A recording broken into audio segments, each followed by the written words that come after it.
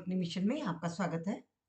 Friends, आज हम आपके लिए एक जजमेंट लेके आए हैं सुप्रीम कोर्ट की, जो 23 मार्च 2024 यानी कि कल डिसाइड हुई है और जिसमें बहुत ही महत्वपूर्ण विषय है commercial purpose, consumer protection act 1986 और उसके बाद इस एक्ट के रिपील होने के बाद नया एक्ट कंज्यूमर प्रोटेक्शन एक्ट 2019, दोनों में ही इस शब्द की व्याख्या की गई है और इस जजमेंट ने एक नई डायमेंशन दी है इस शब्द को, कमर्शियल पर्पस को।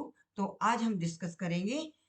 ये केस इन हैंड्स है Messrs Cosyflex mattress private limited versus SBI general insurance company limited and others. इस केस में दो महत्वपूर्ण पॉइंट्स पर डिस्कशन की गई है। पहला ये कहा गया कि company is not a person as defined under the act 1986। 1986 में पर्सन की डेफिनेशन में कंपनी नहीं आती, ये एक प्रश्न उठाया गया। और दूसरा था कि कंपनी कमर्शियल पर्पसेस के लिए काम करती है, इसलिए वह कंज्यूमर नहीं हो सकती।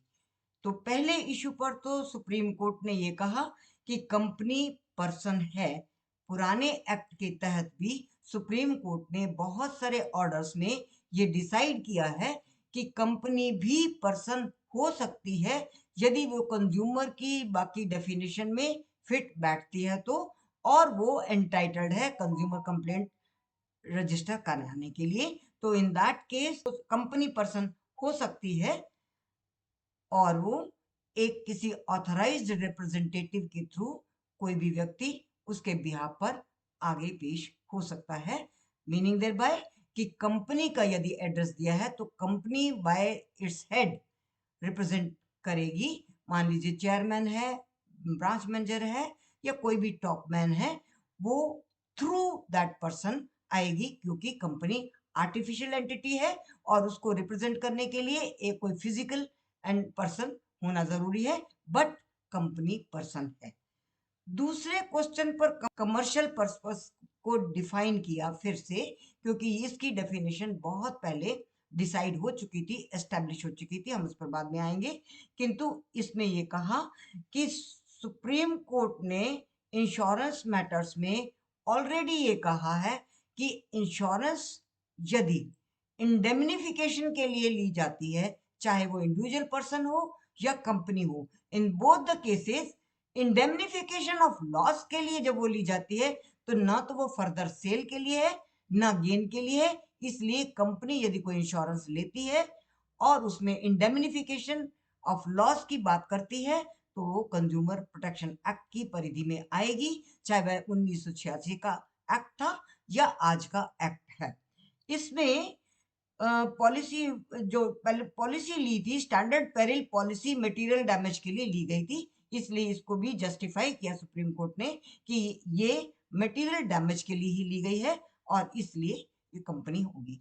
इसमें एक और प्रश्न उठाया गया था कि 1986 के एक्ट में पर्सन के साथ बॉडी कॉर्पोरेट शब्द नहीं लगाया गया था, जबकि नए एक्ट में कंज्यूमर प्रोटेक्शन एक्ट 2019 में स्पेसिफिकली बॉडी कॉर्पोरेट को भी पर्सन माना गया है।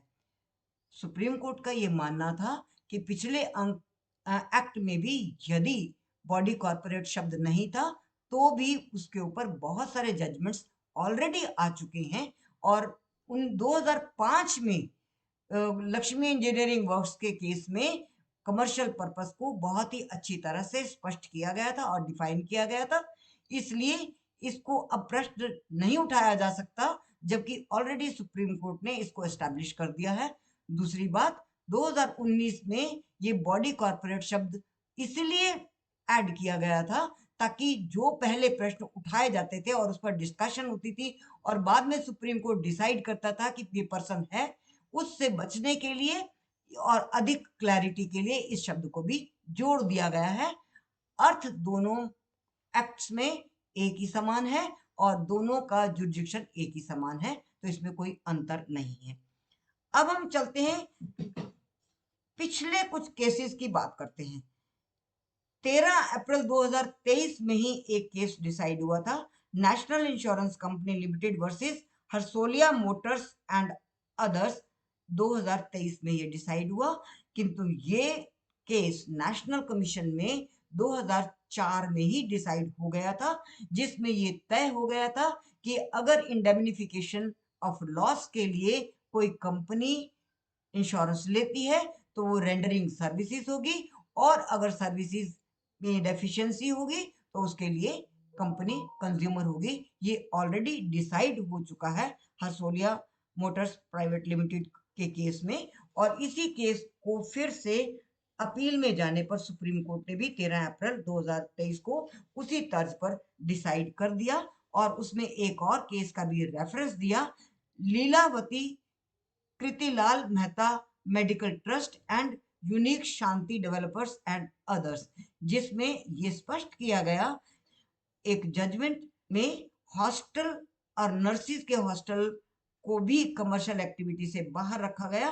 नर्सिस का जो हॉस्टल है उसमें कमर्शियल एक्टिविटी का कोई तत्व नहीं होता, इसलिए उसको भी कंज्यूमर प्रोटेक्शन एक्ट की परिधि में कंज्यूमर माना गया। तो आज हमने चर्चा की 3 केसेस की। पहला, Messrs Cosyflex mattress private limited versus SBI general insurance company, जो 23 मार्च 2024 में डिसाइड हुआ।